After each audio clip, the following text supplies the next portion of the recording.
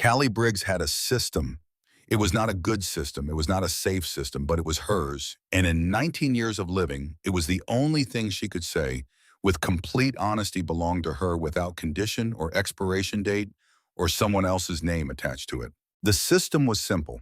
Stay small, stay quiet, do not occupy space that anyone else was currently using or might want to use. Do not make eye contact with people who could make decisions about you. Do not make noise. Do not let yourself become a thing that required a response from a stranger. Visibility was the enemy. Invisibility was the only armor she had found that actually held when tested. Kingman, Arizona in November was the kind of cold that deceived people who had never spent a night outside in the desert.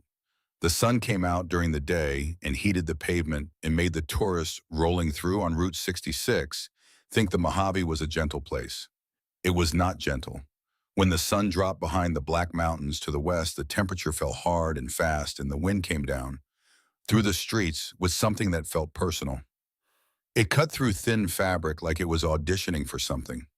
It turned exposed skin into something that ached all the way to the bone, not the surface of the bone, but the center of it, a cold that was structural rather than atmospheric. Callie had been in Kingman for 9 days. Before Kingman, there was Flagstaff. Before Flagstaff, there was a blur of small towns she had moved through, the way a rumor moved present briefly, and then gone before anyone could form a clear opinion about what she was. She had chosen the alley behind the Mesa Rose Diner on Andy Devine Avenue for 3 specific reasons. The industrial dumpster at the north end of the alley blocked the worst of the wind coming off the valley. The kitchen exhaust vent mounted on the south wall pushed warm air out into the alley around 10 at night when the staff was doing final cleanup.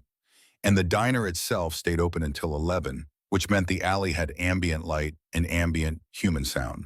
Through most of the evening, a low background frequency of activity that kept the darkest kind of darkness from settling in completely. She was not eating from the dumpster. She needed that stated clearly, even if the only audience was herself. She had $11.40 in the front pocket of her jeans. She had eaten a gas station hot dog at 2 in the afternoon. She could make it to morning and then figure out the next thing.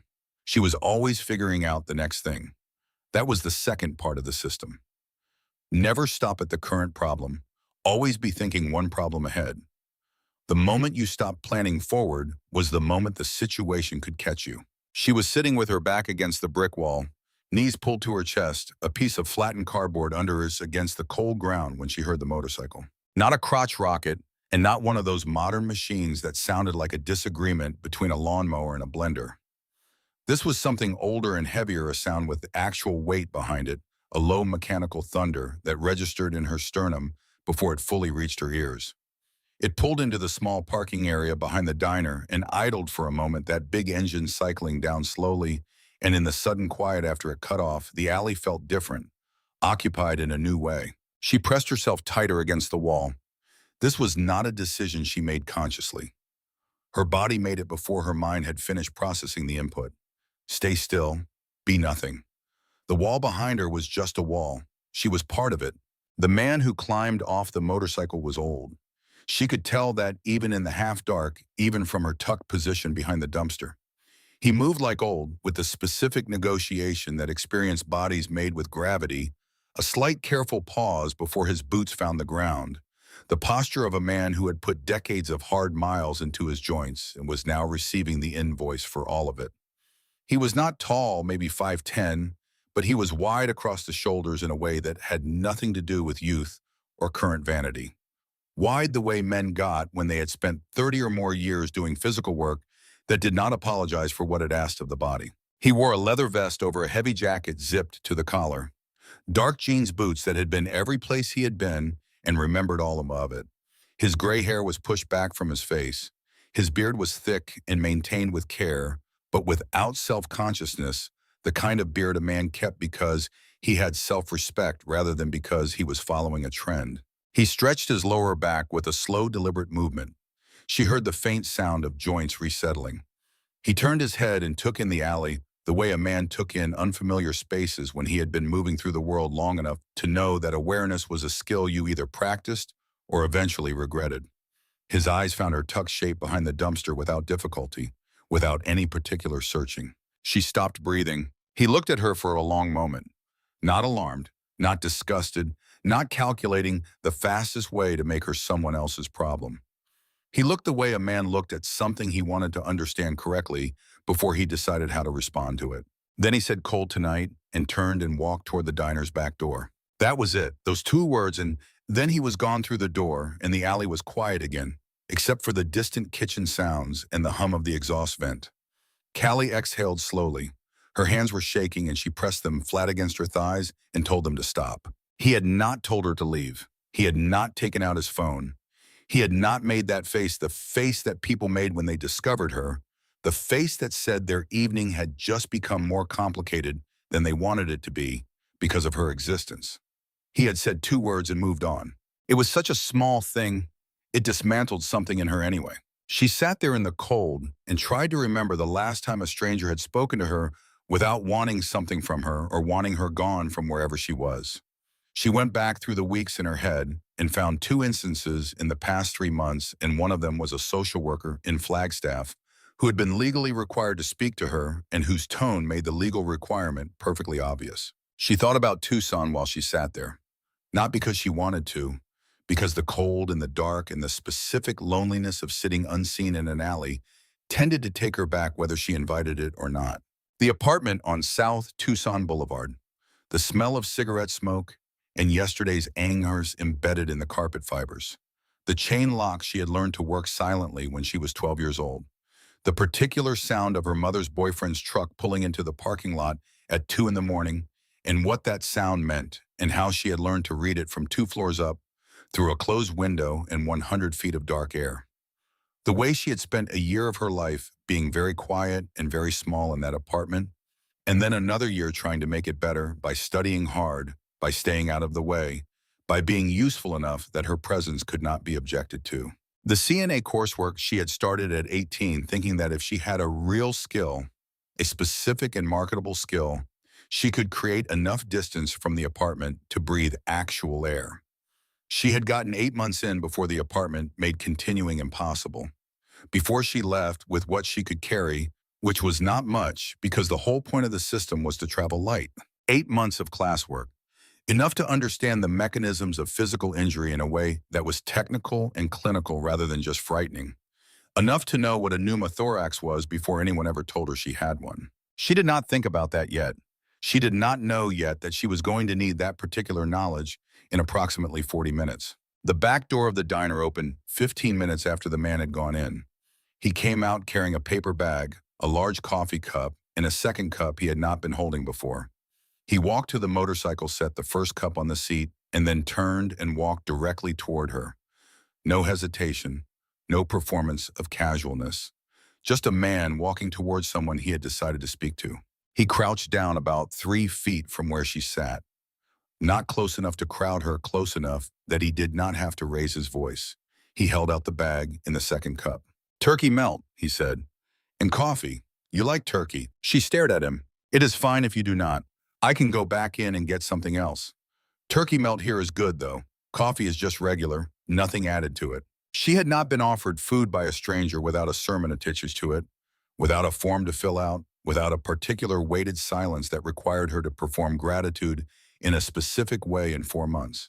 She counted back and the number landed somewhere hollow and wide. "Why," she said. Her voice came out rougher than she expected. She had not used it much that day. "Because it is cold," he said, "and you have not eaten." He said it like it was mathematics, like she had asked him why rain was wet. "You do not know if I have eaten." "No," he agreed. "Have you?" She looked at the bem. The smell reached her, then warm bread, melted cheese, something real and substantial. Her stomach said something ungraceful that she hoped he could not hear. She took the bag. "Thank you," she said, which felt inadequate by about 90%. Sure. He did not make a production of it. He did not look at her with the particular heavy, meaningful eyes that people got when they were doing something for someone. In her situation, the eyes that said, "I want you to understand what this cost me and how good a person I am for doing it." He just stood back up one knee, clearly protesting the motion, and went back to his motorcycle.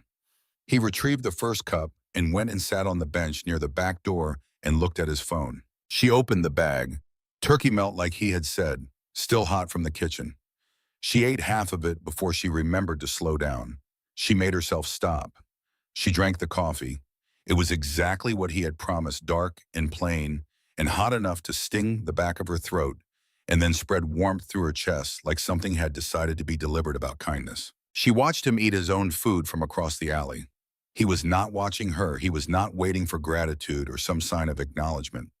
He was reading something on his phone with the unbothered attention of a man doing exactly what he had intended to be doing when he pulled into this lot. "I am Callie," she said eventually, partly because she wanted to, partly because it had been a long time since saying her own name out loud to anyone had felt like something she was allowed to do without an explanation attached. He looked up from his phone. "Wade," he said. She finished the sandwich. She drank the rest of the coffee.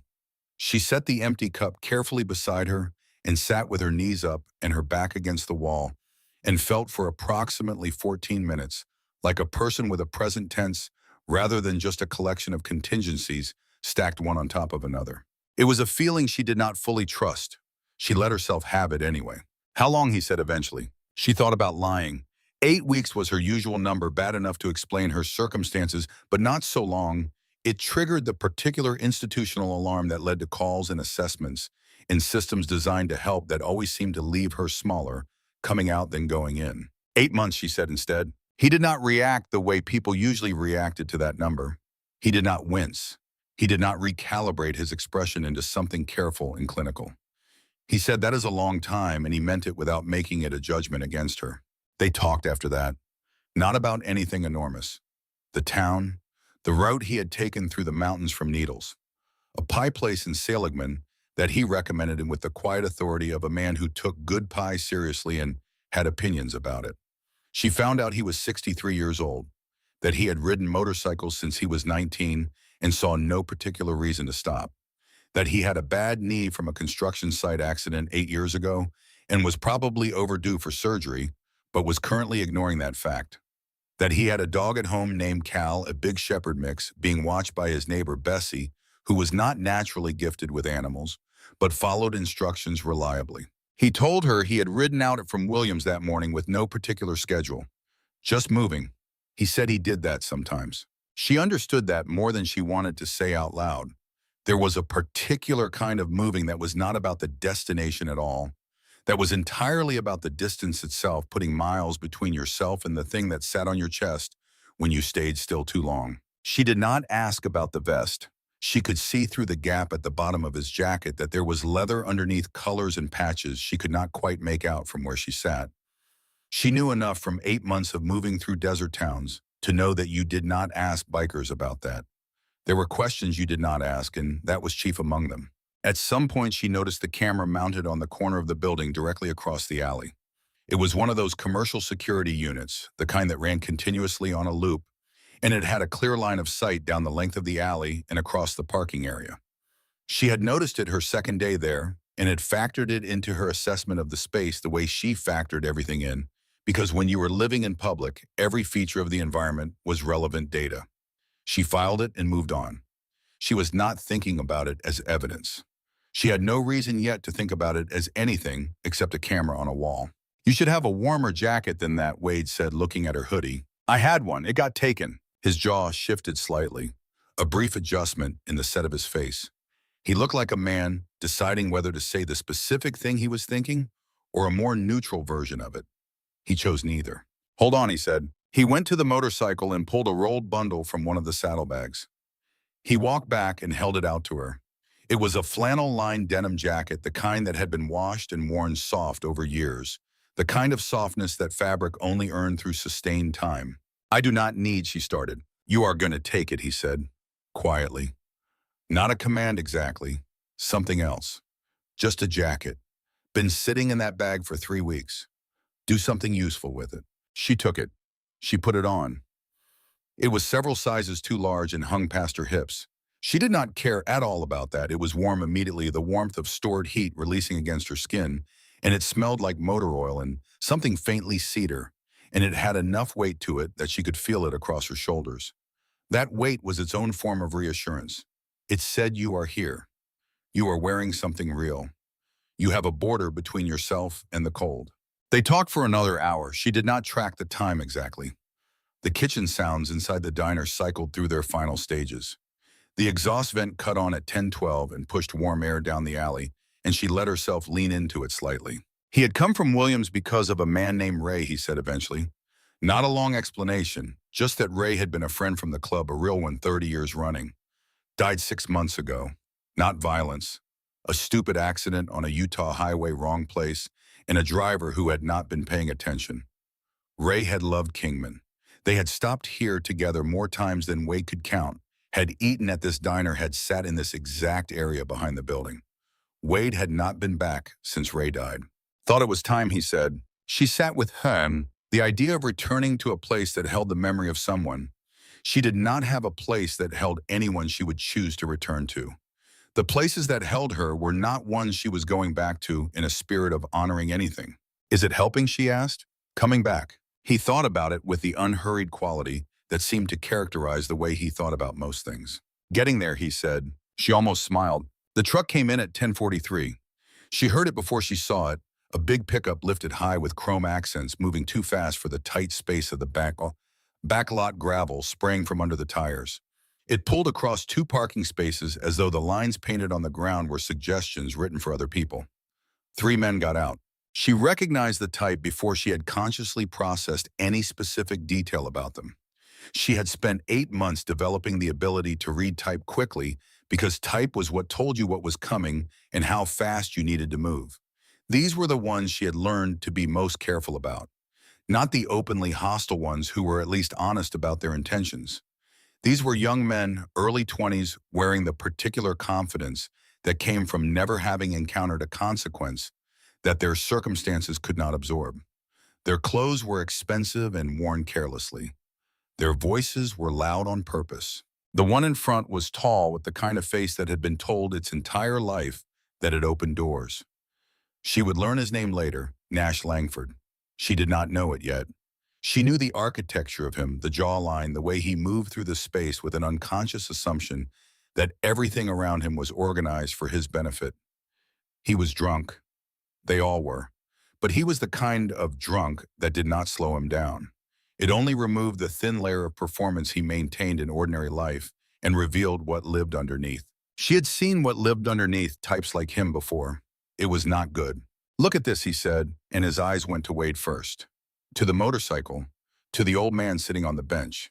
Wade turned his head. He was reading them. She could see it from where she sat, the same quiet, thorough assessment he had given the alley when he first arrived, and the same stillness that followed it.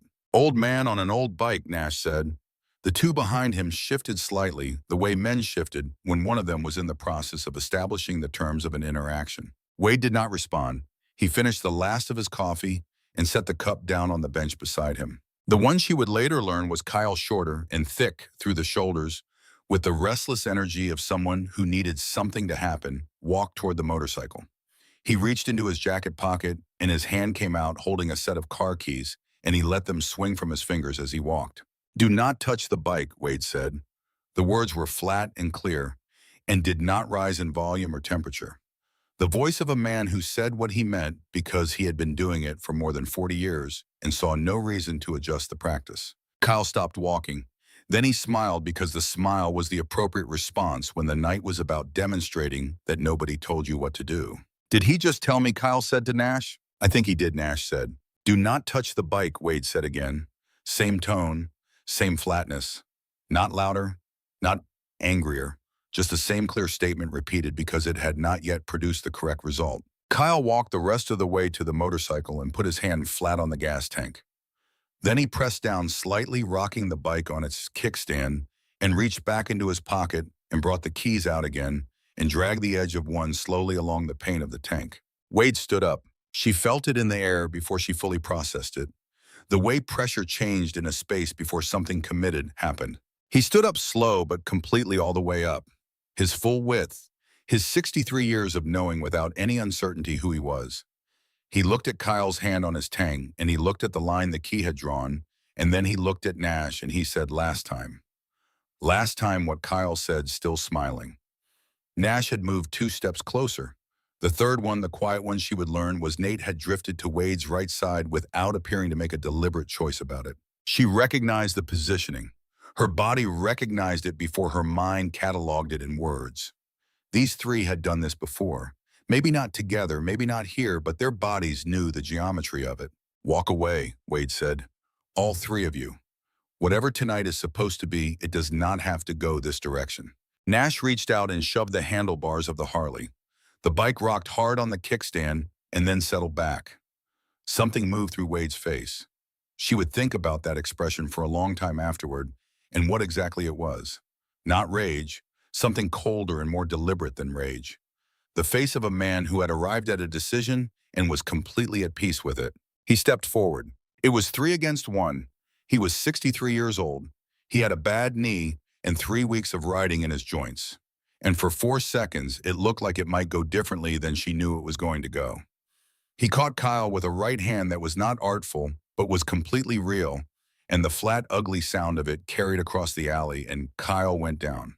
For those 4 seconds, the math seemed like it might be negotiable. Then Nash and Nate got hold of him, and the math stopped being negotiable. She was small. She had $11.40. She had survived 8 months by being nothing that anyone needed to make a decision about. She had a system and she had rules, and every single one of them said, stay still, stay down, be nothing right now. She came out from behind the dumpster. She crossed the alley. She did not think about it. She threw herself down over Wade's body, and she said the only thing she could find get away from him. Her voice cracked. It was barely above a whisper. She was 100 pounds in a borrowed jacket 3 sizes too big, and she put herself between the men standing above her and the man on the ground beneath her. Nash looked down at her. She could see his face clearly. The flicker of genuine amusement at the absurdity of it, the arithmetic of her, this scrap of a girl in an oversized jacket covering an old man, as if her presence constituted a meaningful obstacle to anything. Then the amusement stopped. She did not understand why yet. Move, he said. No, she said. She felt Wade's hand grip her arm from underneath. His voice came up strained and low. Girl, go, now. No, she said. She had no explanation that would have survived examination. No logic that held up. She knew the men above her had 300 pounds on her combined. She knew her ribs were immediately available to them. She had built 8 months of survival on the principle that other people's problems were not hers to absorb. That absorption was death. She did not move. This man had bought her a turkey melt and coffee when he did not have to. He had given her a jacket from his own saddlebag. He had talked to her like she had a present tense worth addressing. He had said cold tonight with 2 plain words that did not ask anything from her and did not require any performance in return. He had not looked at her with the heavy, meaningful eyes that calculated the transaction. He had been a person to her, and she was not going to move. Nash's boot connected with her ribs. The pain was not something she had words for in the moment. It was a full-body electrical event that moved from her left side through her chest and into her jaw in under a second. She heard herself make a sound she did not recognize as something she was capable of producing. She felt a rib give, not break cleanly. Give the way a hinge gave when the fastener pulled free of old wood. She did not move. The second kick came. Lower. Her vision went white at the edges and then washed back. The specific wrongness spread from the rib that had given and began filing a report with the rest of her nervous system. She understood clinically in the back of her mind, where the CNA coursework still lived, what was happening. One of the fractured ribs was pressing against the pleura. There was a meaningful possibility of partial lung collapse. She understood this the way she understood most things now, as information that existed separately from what she was doing that did not change what she was doing. She pressed herself tighter against Wade's chest. His heartbeat was fast but present under her ear. You are still here, she thought. That was the only calculation that mattered right now. Above her, Nash had stopped. She heard the silence before she understood what had caused it. Not the silence of men finishing something. The silence of men who had seen something that changed the equation entirely. Wade's jacket had pulled open at the collar in the struggle. The vest underneath was visible. The patch. The full patch of a man who had been in the Iron Covenant MC since before 2 of the 3 men standing in this alley were born. And below the club name and colors, the officer title that told anyone who knew anything exactly what it meant to have this man on the ground in this alley. She heard it in their breathing before she heard anything else. The specific quality of air in a chest when the chest has decided to be somewhere else very quickly. what Kyle said from somewhere behind her. His voice was completely different from before. The cockiness had left it the way heat left a room when a door opened in winter. What is that? The sound that followed was boots on gravel, fast and uncoordinated. The sound of men who had done their calculation and found it catastrophically wrong in every direction.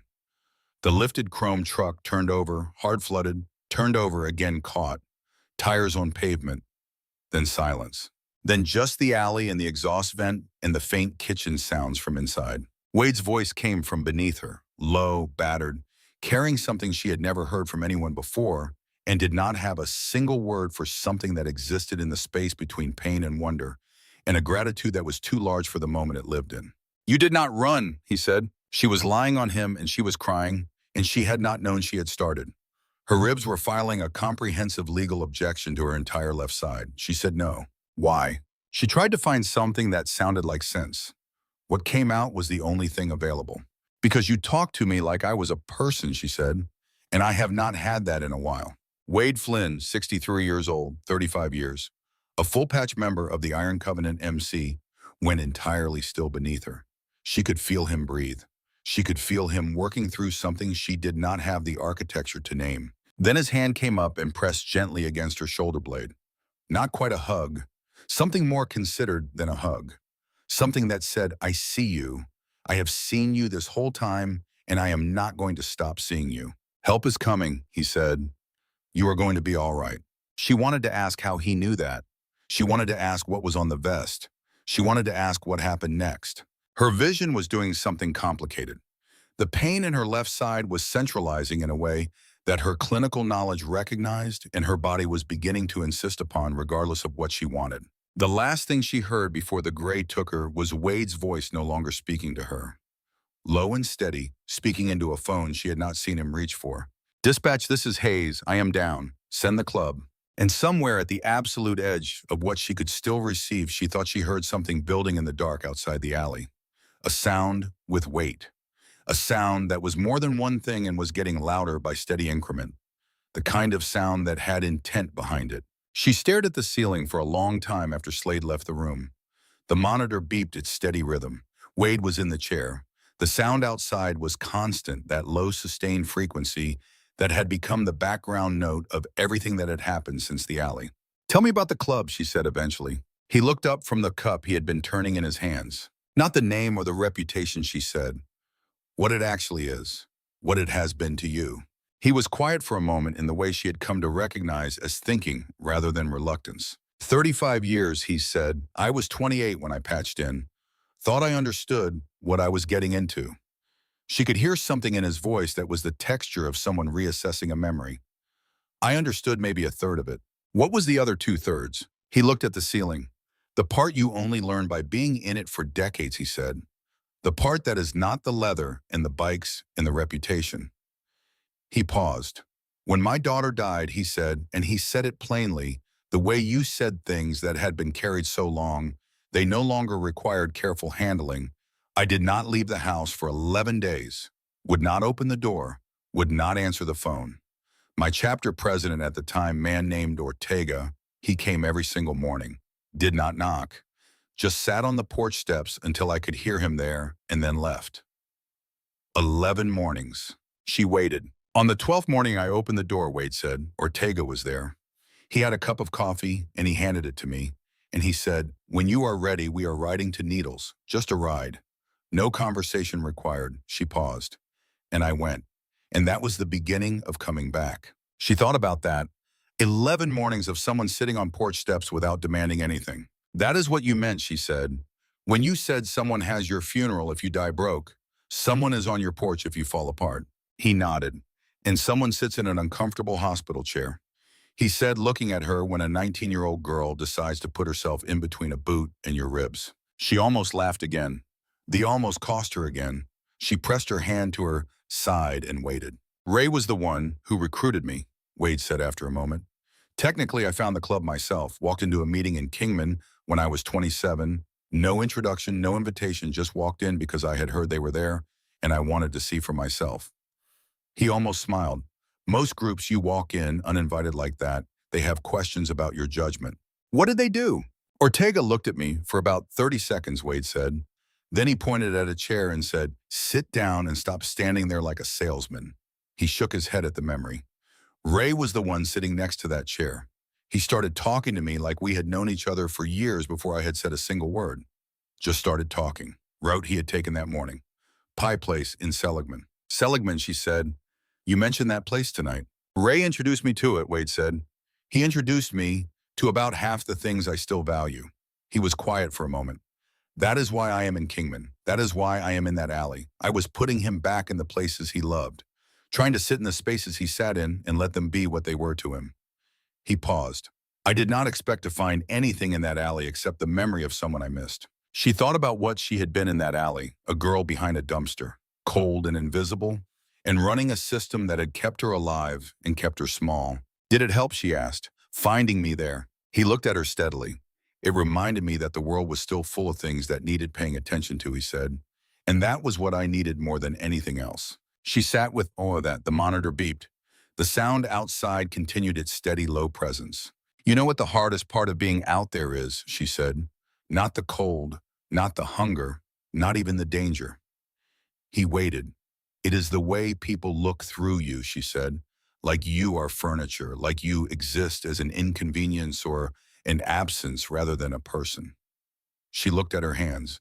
When you looked at me in that alley and said cold tonight, without any of that in your voice, without the calculation of what to do with me, I had not had that in so long that I did not know what to do with it. His jaw shifted slightly. How long has it been since someone looked at you like a person and meant it? She thought about it honestly. My last year in the apartment, she said, there was a teacher, English. She did not ask questions or fill out forms. She just talked to me about books, like I was someone who had opinions about books worth hearing. She paused. She retired at the end of that year. After that, it got harder to find. Wade was quiet for a long time. You are someone who has opinions about books worth hearing, he said. She almost laughed a third time and managed to stop herself in time. I do not actually know that, she said. I do, he said. He said it the way he said most things, without decoration, without any requirement that she do anything with it. Just a fact placed in the room. Outside, a new wave of sound rose briefly and then settled back into the steady baseline. More arrivals, more members of the Iron Covenant coming in from the highway, folding into the gathering outside the walls. She could hear it happen the way you heard weather accumulate, gradual and continuous and eventually undeniable. 92, she said. That is a lot of people to call on a signal. He thought about it. You know what it means to have that, he said, when you have never had anything like it, and then you do. When you have spent your whole life knowing that if you disappeared, nobody would notice for days or weeks. And then one night everything changes and you realize that in this particular world in the world, you have chosen and been chosen by. If you drop off the map for 6 hours, someone is already asking where you are. He paused. I do not take that lightly. I never have. She looked at him. She thought about 6 hours of absence going unnoticed versus 92 people on a highway in the dark. That is the difference between two lives, she said. Yes, he said, it is. She came back in pieces, not in one clean transition from nothing to something. The way a radio found a station through interference, a second of clarity, then static, then clarity again, then longer static. Voices she did not know. The smell of antiseptic and the feel of hands that were efficient and entirely impersonal. Then gray. The second time she surfaced, she heard Wade. She could not make out the words, but she knew the register, that particular low, unhurried quality. She tried to move toward it, and her ribs informed her without ambiguity that she was not moving anywhere. She made a sound. Hey, his voice closer. Stay still. Hospital. You are okay. She opened her eyes, fluorescent light, institutional and flat. She closed them again immediately. Too bright, she managed. She heard him shift. The pull of a curtain ring across a rod. When she opened her eyes the second time, the light had softened to something survivable. Wade was in the chair beside the bed. The chair looked designed specifically to make staying beside someone as physically uncomfortable as possible, because hospitals wanted you to know that comfort was what the bed was for. His face had bruises stacking along the left jaw. One eye was swollen, most of the way closed. His lip had been split and taped. He was still in the thermal shirt, but the jacket and vest were gone, and she could see his hands for the first time, the history in his knuckles, the evidence of 30-plus years of work in living that had not been careful about itself. He looked, despite everything, exactly like a man sitting in a room he had decided to be in. "What time is it?" she asked. "Almost 3. She ran an internal inventory, hands present and working, feet responding, left side wrong in a deep mechanical way that went beyond pain into something structural. A tube in her left arm, a monitor clamped to her finger, something taped against her chest. 2 fractured ribs," he said, reading her face. "One of them nicked the lung. They fixed it. You are breathing on both sides now." "That is good," she said. "Generally preferred," he agreed. She almost laughed. The almost cost her. She pressed her palm flat against her left side and waited for the wave to subside. "How about you?" she asked. "Concussion. 3 cracked ribs. Knuckles." He said it the way someone listed items at a hardware store. "Doctor wanted me in a bed. I told him I would be over here." "You did not have to stay." "I know I did not have to stay." His voice was not sharp about it. It simply closed the door on that particular line of thinking. He had not stayed because he had to. That was the whole sentence, and it did not need elaboration. She looked at the ceiling. She heard faintly through the wall a low, sustained vibration that her chest registered before her ears fully categorized it. Not the mechanical sounds of the hospital equipment. Something else entirely. "I heard you," she said.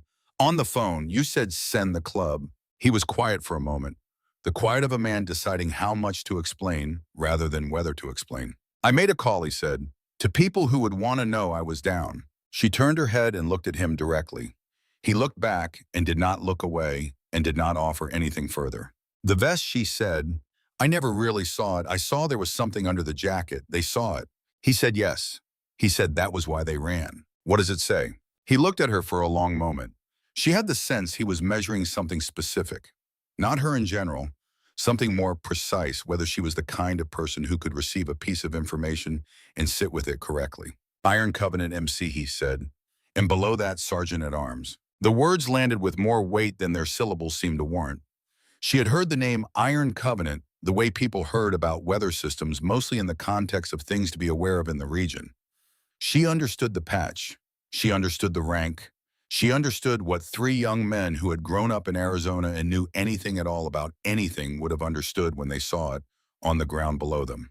They were not just running from a motorcycle club patch, she said. They were running from what that title meant in terms of who was going to come looking for them. "Yes," he said, and then carefully, "but you did not know any of that when you made your decision." "Number. So you were not there because you thought it would resolve a certain way." "I was there because I had nowhere else to be," she said. "And I did not move because I did not want to watch someone get hurt. That was all of it." He was quiet. Outside, the sound she had been registering was growing clearer. A sustained rumble, rhythmic, multiplying. Not 1 motorcycle, not 10. "How many?" she said. He checked his phone. 92 members, he said. As of an hour ago, more coming in from Bullhead City and Laughlin. 92 members of the Iron Covenant MC were outside this hospital in Kingman, Arizona at 3 in the morning because Wade had sent a signal and they had come. Because that was what the club was, he explained when she asked. That was the entire substance of it. Someone went down, everyone came. That was the call and the response, and it did not require more explanation than that. She lay in the hospital bed with her fractured ribs and her repaired lung, and she listened to 92 motorcycles outside the window and thought about 8 months of being the kind of person who disappeared and nobody adjusted their plans. There was a knock at the door. Deliberate. Not the quick courtesy tap of a nurse. A man came through who occupied space the way Wade occupied space completely and without any apology for it. He was in his mid-50s with close-cropped, dark hair, going silver at the temples, and a beard kept short and maintained without precociousness. He wore a leather vest over a flannel shirt, and she could read the patches clearly this time. Bottom rocker, Iron Covenant, the same colors. He looked at Wade first. The relief in that look lasted about half a second before it became something neutral and controlled the way men who genuinely cared about each other sometimes had to compress that caring into a smaller space to maintain the language they had built between them over years. "You look like something lost, a significant argument," the man said. "Every time you see me," Wade said. "Every time it is accurate." He looked at her then with the same thorough, unhurried gaze, trying to understand something correctly before deciding how to respond to it. He pulled the second chair close to the bed and sat down. Large men who were in charge of things usually stood. He sat, which told her something she filed without yet naming it. Slade Decker, he said. I run the chapter. She did not recognize the name specifically, but she recognized the way Wade's posture had shifted fractionally when the man entered the room. Not deference exactly, alignment. The kind of shift that communicated organizational structure without a word being spoken about it. Callie Briggs, she said. I know, Slade said. Wade told me. He looked at Wade. Both of them. How bad? Wade told him. 2 fractured ribs, the lung. Slade nodded the way he received all information without making it about his reaction to it. And then Slade said something that reorganized the entire shape of what she thought the conversation was. Douglas has been working since midnight, he said. She looked at him, then at Wade. I made 2 calls from the alley, Wade said. Quietly, the first one was to Slade. The second one was to our chapter attorney, Douglas Dalton. He has been practicing law in Arizona for 28 years. He looked at her directly. I called him while I was on the ground. Before the ambulance came, I had a window before I lost consciousness. I told him there was a girl, that she needed to exist on paper before anyone with money and motive could decide what kind of person to make her into. The room went very still. You were on the ground, she said. Barely conscious. I was conscious enough for the call, he said. She looked at the ceiling. She breathed. He had been lying on that alley floor with fractured ribs and a concussion, and in the window between consciousness and going under, he had made a phone call specifically for her. Not for himself, for her. To make sure she would be a person on paper before anyone with resources arrived to shape the story. Douglas Dalton had been working since midnight, building the documentation, making her real in the way that legal proceedings required a person to be real before they could stand in one. She looked at Wade. She did not have words. She did not try to find them. She let it be what it was, which was enormous and simple, and did not require a response proportional to its size. Outside, 92 members of the Iron Covenant MC kept their vigil in the November dark. The sound of it came through the hospital walls and sat in her chest at a frequency she was only just beginning to learn to receive.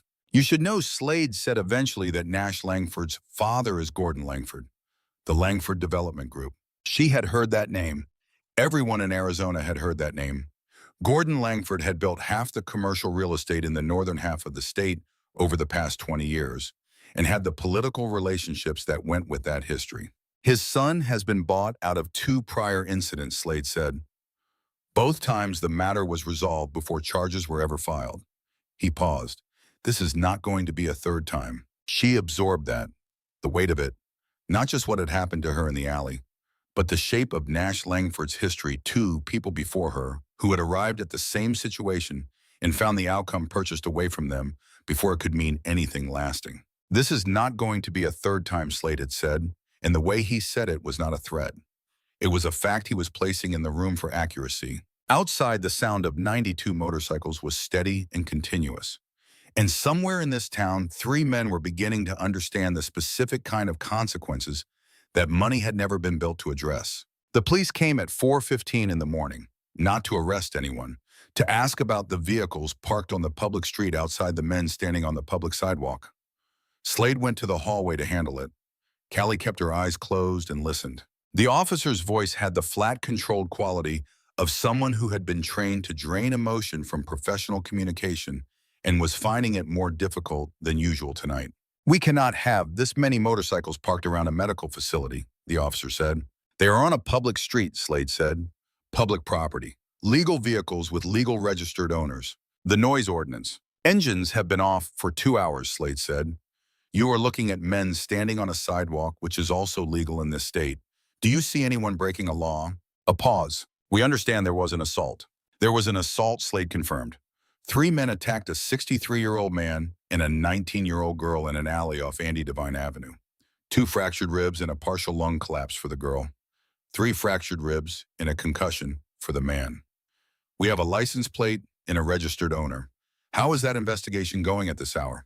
Another pause. Longer than the first. Gordon Langford's attorney has already been in contact with our office. Slade let the silence sit for 5 complete seconds. I see, Slade said. I want you to go back to whoever sent you here and deliver this message. We are not leaving. Not one of us. Not until all 3 men are in custody and formally charged. And if Langford's attorney was already in contact before sunrise, I would be very thoughtful about which direction I was facing when daylight comes. The officer left. Slade came back in and sat down. They are going to try to buy a resolution, Wade said. They are going to try, Slade confirmed. He looked at Callie. I want to be direct with you about what you are up against. She waited. Gordon Langford has money and he has been operating in this state for 20 years. What happened to you tonight is the third time Nash Langford has done something like this. The first two times, money found a door. Slade paused. We are not going to allow money to find a door this time, but I need you to understand the fight. She thought about the two people before her, the mechanism of Gordon Langford's money running, finding the angles, building the pressures, arriving at outcomes that had Nash Langford walking away without consequence twice before. What do I need to do, she said. Right now, nothing, Slade said. Right now, you let the people who are good at this be good at it. I have never had people to let do anything, she said. You do now, Wade said from the chair. The simplicity of it, the complete absence of qualification or expiration date landed somewhere deep in her and did not move from there. Douglas Dalton arrived at 8:40 in the morning. She heard him before she saw him. Footsteps with the specific purpose of a man who billed by the hour and understood exactly what each hour was worth. One knock, then the door opened, and she understood immediately why Wade had called him from an alley floor at midnight with fractured ribs and a concussion. Douglas Dalton was built for courtrooms the way certain structures were built for specific loads. Everything about him was load-bearing. He was 60, maybe 62, silver hair, cut close to his head, a suit that fit without announcing itself. His eyes were already working the room before he had fully stepped through the door. He shook Slade's hand. He looked at Wade and said, "You look terrible," without any softness in it, which was its own form of respect between men who did not require softening from each other. Then he pulled the chair close to her bed, set a legal pad on his knee and said, "Tell me everything. Start from when you first heard the truck." She told him everything, clean and sequential, nothing edited or shaped for effect. She went through it in the order it happened because she had spent 8 months surviving on the accuracy of her assessments, and she was not going to begin softening them now. When she finished, he was quiet for a moment. "You said you felt one of the ribs give," he said. "During which kick?" "The second one. And you recognize what you were feeling." "Why specifically?" "Because I had 8 months of CNA coursework before I left Tucson," she said. "I understand the mechanical process of rib fracture. I knew what the sensation meant when I felt it." He wrote that down. Then he looked up at her directly. "That is important," he said. "I will come back to why. First, what was your reason for not leaving when Wade told you to go?" She said what she had said to Wade in the alley, that he had talked to her like she was a person, that she had not had that in a while, that she was not going to watch someone get hurt because of it. Douglas wrote without looking up. "Hargrove," he said. "That is the attorney Gordon Langford uses. I have dealt with him before. He is going to argue mutual combat. He is going to try to establish that Wade provoked the confrontation by standing up and engaging physically. Wade told them twice not to touch the bike," she said. "Then they keyed the tank and he stood up." "I know that," Douglas said. The camera across the alley caught all of it. "But Hargrove is going to build a timeline where provocation is ambiguous." He paused. "Here is what is not ambiguous in any timeline." He looked at her steadily. "You. A girl with no connection to either party, no weapon, no prior relationship with any of the three men, who placed her body over an injured man and sustained serious physical injury rather than leave. There is no version of mutual combat that has room for you in it. There is no legal framework that accommodates your presence if this was a reciprocal fight between willing parties." He let that sit. "You are the case," Douglas said. "Not Wade, not the patch. You." She absorbed that. "A lot of weight to place on someone who has been living behind a dumpster," she said. "You no longer live behind a dumpster," Douglas said. "As of 7 this morning, you have a state ID application in process, emergency Social Security replacement filed, and a legal address of record associated with the club's support network here in Kingman." He paused. "You exist on paper now, and Hargrove is going to have to deal with you as a documented person." The door opened. A woman came in who was not a nurse, mid-30s with dark hair pulled back close to her head. She moved with the contained posture of someone who wore a uniform often enough that it had become structural, even in her civilian clothes. She held up a badge. "Detective Chantel Cobb," she said. "Mojave County, I am leading the assault case." She looked at Slade and Wade with the neutral professional expression of someone who had already processed what was outside the hospital and made her peace with the scale of it. Ms. Briggs, I need your formal statement when you are ready. I am ready now, Callie said. Detective Cobb set a recorder on the bed rail. She identified herself, the date, the time. Start wherever feels right, she said. Callie started at this beginning. She told it the same way she had told it to Douglas, clean and sequential. She did not perform emotion. The emotion was present throughout, and she breathed through it and kept going.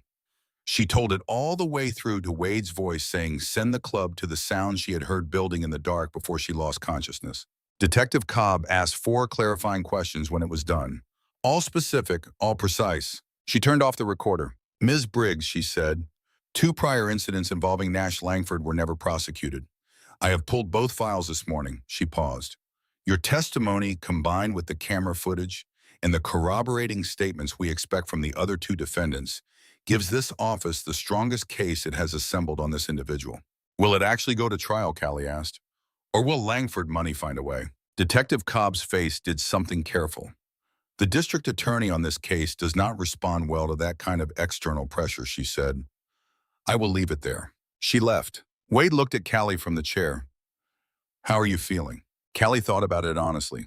Her ribs ached with the deep, insistent rhythm of things that had been fundamentally altered and were recalibrating. The chest tube had been removed an hour ago, and its absence was a strange vacancy she was still adjusting to.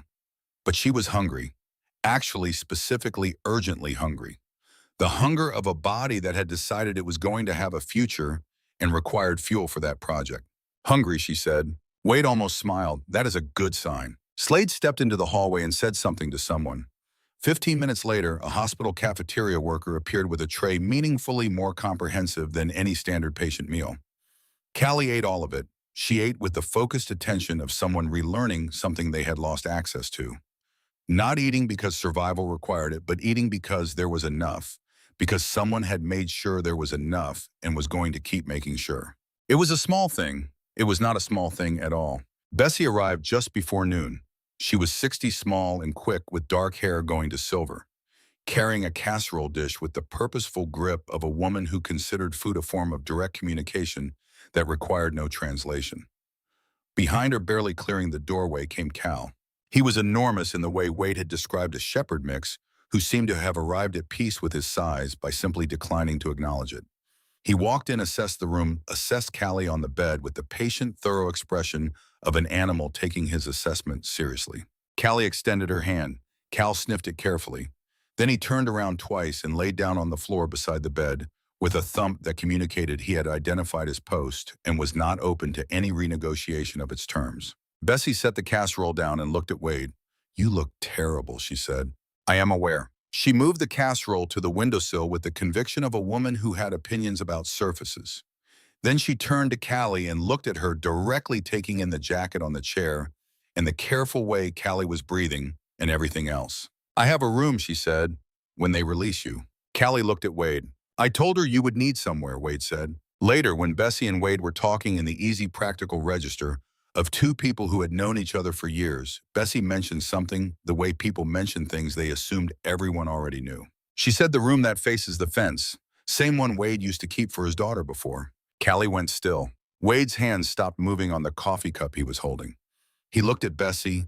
Bessie looked at Callie, a small adjustment in her expression. His daughter, Callie said. She passed, Bessie said quietly. She was 2 years old. This was 30 years ago now. Wade kept the room the same. She looked at Wade. He was looking at the cup. His face was doing nothing theatrical. It was simply present with something private and very large that he carried in the quiet part of himself. She understood then why he had walked back out of the diner with a second cup, why he had crouched exactly 3 feet away instead of 10, why he had talked to her the way you talk to someone whose present tense you believed in. She did not say anything. Some things did not need commentary. She let it be what it was and breathed carefully and listened to the sound of the club outside, still steady, still there, still refusing to diminish. The weeks between the preliminary hearing and the trial had their own shape. Not the dramatic shape of crisis, but the slower shape of a life assembling itself from the materials available. She started seeing the therapist. Her name was Jo Mackenzie, and she had short gray hair and the specific directness of someone who had been in situations where vagueness cost lives and had never entirely lost the habit. She did not ask Callie to perform insight. She asked her to describe things accurately and then asked follow-up questions that were consistently better than the questions Callie had been asking herself. What did it feel like to not move, Joe asked in their second session. Like the only honest thing available to me, Callie said. Joe wrote something down. Why honest? Because everything else would have been a lie about who I was, Callie said. It would have been me pretending that my survival mattered more than his. And it does not. No one person's survival matters more than another person's. That is the premise. That is the thing the system I built was wrong about. Joe put down the pen. Where did the system come from? Callie looked at the window. From surviving, she said. From 8 months of learning that existing quietly was the only way to keep existing at all. She paused. It kept me alive. She paused again. It also kept me from being a person. Joe said, and what changed that? Cold tonight, Callie said. 2 words, delivered without agenda. Joe was quiet for a moment. She said, do you understand that what you did in that alley was not just protection of another person? Callie looked at her. You also protected yourself, Joe said. You protected the version of yourself that had not yet been entirely extinguished. The part that still believed a thing could be worth doing, even if it cost you. He looked at her steadily. You cannot sustain a system built entirely on self-erasure indefinitely. Something eventually has to break through. For you, it broke through in an alley in November over a man you had known for an hour. Callie sat with that for a long time. She had not thought about it that way. She had thought about it as a choice made for someone else, as an expenditure of herself on behalf of a stranger. She had not thought about it as the moment she stopped believing her own survival was the only thing she had to protect. That is the kind of reframe, she said slowly, that sounds like something you would say to someone who needs comforting. Joe almost smiled. I am also a person who deals in accurate descriptions, she said. Which one do you think it is? Callie looked at the window again. Both, she said. Joe nodded. Yes, she said. That is the correct answer. She left the session and walked to Bessie's house in the November cold, with the flannel jacket pulled close, and thought about the two things being true simultaneously. That she had acted for Wade. That she had also, without planning, to acted for herself. That the version of herself she had been building out of erasure and careful invisibility had finally reached a moment it could not survive intact. She was not sorry. Even knowing the ribs in the hospital and the months of recovery, she was not sorry. She stopped on the sidewalk 2 blocks from Bessie's house and looked at the black mountains on the horizon and thought about that, about what it meant to be 19 years old and to have already discovered the thing that would not bend in her. Most people spent decades looking for that. Some never found it. She had found hers in an alley in November over a man she had known for an hour who had said cold tonight like it was the simplest truth available. She thought about the community college 15 minutes away. She thought about nursing, about the woman in the hospital who had adjusted the curtain without being asked, about the doctor who had looked at her over the chart and said one more night with a decision in his eyes about what kind of doctor he was going to be, about the hands that had been efficient and impersonal in the emergency and what it would mean to be those hands, but also something more, to be the hands and also the person behind them. She thought about Roy in Flagstaff, who had given her a sleeping bag in October and said, stay warm, in a voice that did not require anything back. She thought about the social worker in Phoenix who had been legally obligated to speak to her and whose obligation had been so visible, it had been its own kind of cruelty. She thought about the difference between those two things and what it would mean to be consistently the first kind. She thought about a glass of water on a nightstand. She thought about 92 motorcycles. She started walking again. The cold was doing what the cold did in November in Kingman, which was honest about what it was. It came straight at you. It did not pretend to be something else. She pulled the flannel jacket tighter and walked through it and did not stop. The afternoon brought Kyle Brandt's news. Not in person, through Detective Cobb, who returned at 2:30 with a recording and notes she read from in her flat professional voice. Kyle, she said, had been located at a motel off Interstate 40. He had used his own credit card. He was in custody and had given a full statement within 40 minutes of being found. He confirmed the entire sequence of events, she said. The parking lot, who approached first, the keys on the gas tank, the escalation. He confirmed what was done to Wade and what was done to you specifically. He confirmed that no one in your party made any aggressive action first. Detective Cobb paused. He also gave us additional information that we believe is material. She looked at Callie directly. He stated that the pattern of behavior we witnessed from Nash Langford that night was not always isolated. He described at minimum 4 other incidents in the last 3 years involving Nash Langford and victims who were either unhoused or otherwise without stable documentation or community connections. 4 other incidents, Callie said, that we currently know of, Cobb said. She sat with that 4 other people. 4 other times Nash Langford had identified someone whose invisibility was their only armor and had decided that same invisibility was their vulnerability. And 2 times before tonight, Gordon Langford's money had run the mechanism and arrived at outcomes where those invisible people stayed invisible. "Where is Nash now?" she said. "Nate turned himself in at 6 this morning, Schwab." He called an attorney. The attorney called our office. He is charged and processed. His statement was extensive, more extensive than Kyle Brandt's by a significant margin. She allowed herself a brief dry quality. He stated that he had been uncomfortable with Nash Langford's behavior for some time, but had lacked the circumstances to act on that discomfort. Being arrested provided the structural occasion he needed. And Nash, Callie said again. Cobb looked at Slade. Slade looked at the window. "Nash Langford went to a family property northeast of town last night," Cobb said. "Ranch property on a private road. He has been at that location since approximately 11 last night." Slade said, "We have had people on all 3 access points to that property since 4:30 this morning." Cobb absorbed that with the composure of someone who had been absorbing a great deal this morning. "He has been surrounded for 6 hours, Callie said. "He has been surrounded for 6 hours, Slade confirmed. "He may understand that by now. He may have begun to understand why no one is coming through that private road with the solution his father is paying for." She tried to construct the image. Nash Langford inside a house on a ranch northeast of town, waiting for his father's mechanism to run the way it had run twice before watching the hours pass without the arrival of the outcome he expected. Understanding gradually, maybe with the first gray light of morning, that something was different this time. Slade's phone rang. He stood and said, "Hold position into it," and hung up. Nash Langford just attempted to leave through the north access, he said. Hired car with a driver. The driver saw what was on the road ahead and stopped. A pause. Nash got out of the car, Slade said. Then what Callie said. "He is sitting on the hood of the car," Slade said. "He is on the phone." She almost felt something for him.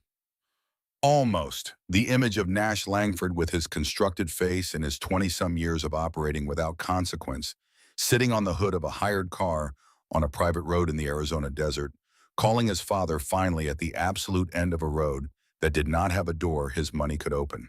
Almost. Gordon Langford held a press conference at 3 in the afternoon. Slade read from his phone in the level voice he used for all information. Gordon Langford called his son's arrest a targeted political prosecution facilitated by organized criminal elements with a documented history of violence. He said his son had been assaulted first by a known gang member and had acted in self-defense. He said the additional complainant, he paused, "That is you." Callie was an associate of the criminal organization who had been positioned in the location prior to the altercation. The room went quiet. She let the words sit there. She took them apart piece by piece. Not just a lie, a specifically engineered lie.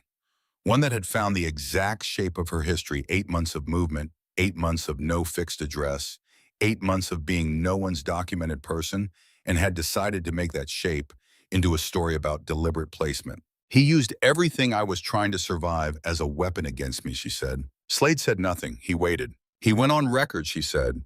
"He publicly identified me. He publicly stated I was an associate of an organized criminal enterprise. He did that on camera to a room full of journalists." She looked at Slade. "Douglas is going to love this." Slade looked at her with the expression of a man reconsidering a category. "I already called him," Slade said. "What did he say?" "He said, and I am quoting precisely, he said that Gordon Langford just made his year." Wade made a sound from the chair. Something in his posture released the specific tension of a man watching people he cared about be threatened and not yet knowing how it resolved. It was resolving. It was resolving in the correct direction. Later that afternoon, Wade said to Callie, "They are going to offer you money." She looked at him. "Hargrove is going to contact Douglas. A settlement. Your medical bills plus additional compensation in exchange for you declining to cooperate with the prosecution." She thought about $11.40 in a bag somewhere in this hospital. She thought about 8 months of gas station food and cardboard floors. She thought about the number that settlement would represent. What did they offer the two people before me, she said. Wade was quiet. They took it, she said. That is why there is no record. That is why Gordon Langford has been able to run the mechanism twice already. Yes, Wade said. She looked at her hands on the hospital blanket. She thought about the 4 other incidents Kyle had described. 4 more people at the margin whose invisibility had been their vulnerability. 4 more people who had not had the specific improbable luck of collapsing onto a full-patch sergeant-at-arms in an alley that had a continuous loop security camera pointed at it. She thought about what it meant to say no to money when you were 19 years old with fractured ribs and $11.40. No, she said. Tell Hargrove no. Slade came back into the room. I want to testify, she said. I want to sit in front of a jury and tell them exactly what happened, and I want them to see me. Slade nodded once, the nod of a man who had hoped for exactly this. Okay, he said. His phone buzzed again. He looked at it. The change in his posture was immediate. Nash Langford, he said, is currently in the back of a Mojave County Sheriff's vehicle. He paused. All 3 are in custody. The sound that came from outside at that moment was probably coincidental. Probably just the ambient movement of men and machines shifting position. But it rose. It sustained itself. It moved through the walls of the hospital room like something with direction and intention behind it. Wade closed his eyes for exactly 4 seconds. The way a man closed his eyes when he had come to the end of something that had cost him and needed one full breath before whatever came next. Callie looked at the window. Beyond it, 92 members of the Iron Covenant MC had been standing vigil since 2 in the morning and were still there. Is it over, she said. That part is, Slade said. What part is not? Slade leaned forward in the chair, elbows on his knees. The part where we figure out what happens next for you, he said. She looked at him, then at Wade, then back at Slade. You covered one of ours, Slade said.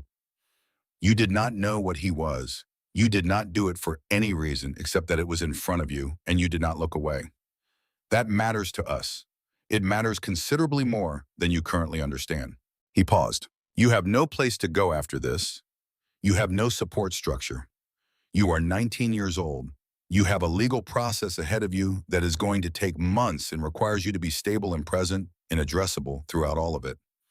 I am telling you that you do not have to figure any of that out alone. The people outside this building that came here because of Wade and stayed here because of you. And they would like to know that when you walk out of this hospital, you are walking towards something real. She sat with that. She sat with the sound of 92 motorcycles and the weight of the flannel jacket on the chair, and Wade in the chair beside her, who had called a lawyer for her from an alley floor while he was barely conscious. She thought about the apartment on South Tucson Boulevard and the chain lock and 8 months of towns that had not known her name. I never thought it would actually happen, she said. Having people who showed up, people who stayed. Slade said a lot of things happened last night that were not supposed to happen, according to anyone's expectations. She looked at the window. Yeah, she said, they did. The next morning brought something none of them had anticipated. Douglas called at 7:30. His voice had a particular quality in it, something focused in a specific urgent direction. Gordon Langford, he said, has been in contact with your mother. She felt the words land in the center of her chest. He tracked her down in Tucson, Douglas said. He offered her money contingent on her signing a document characterizing you as having a documented history of psychological instability. He intends to use it to challenge your standing as a credible witness before the case gets near a jury. She did not say anything for a moment. Wade was watching her from the chair. He had heard enough from her end to read the shape of what was being said. What did my mother do, she said. She signed it, Douglas said. The room was quiet. The monitor beeped its steady rhythm. Cal, still on the floor beside the bed, raised his head and looked at her with the attentive concern of a dog who understood emotional register, if not language. She breathed in, out, carefully. I am going to Tucson this morning, Douglas said. What your mother signed is not going to accomplish what Gordon Langford thinks it will. The document is poorly constructed, and the manner of its procurement constitutes witness tampering in a felony assault case. But I need to stand in front of her in person and give her the opportunity to understand exactly what she has done and what I am prepared to demonstrate in open court about how she came to sign it. Will she change it, Callie said. I am going to give her the opportunity, he said. I am going to make clear what the alternative looks like. Then I am going to let her make her own choice. She thought about her mother, not the monster of the apartment, the actual specific woman, The way she loved intensely and possessively, and in a way that left no room for the thing she was loving to grow into itself. The way she called it love while she was doing it.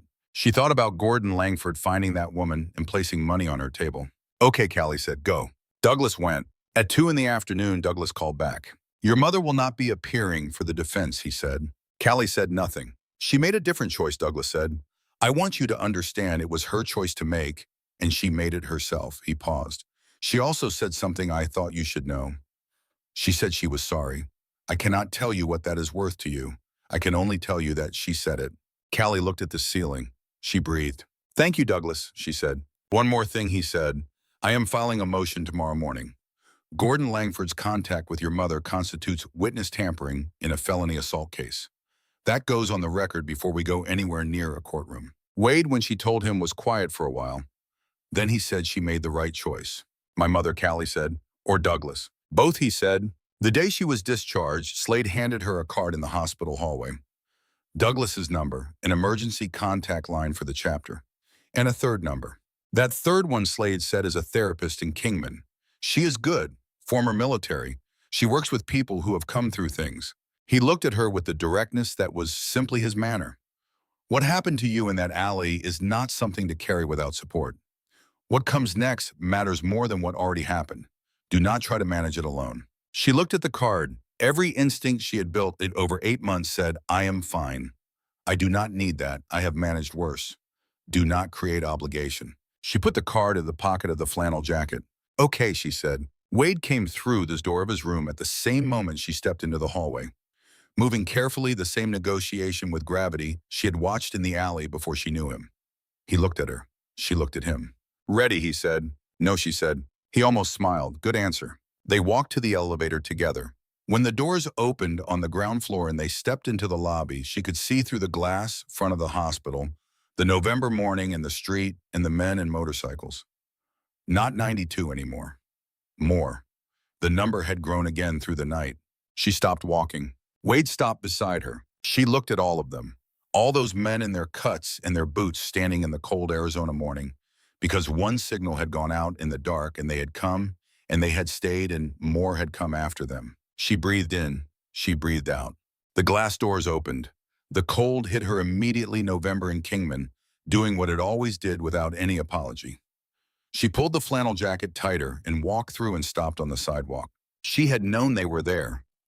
She had heard them through the walls, but knowing a number and standing inside it were completely different operations, and nothing had prepared her for the specific weight of looking up and seeing that many people who had come. Not just for Wade. She understood that now. For her, too.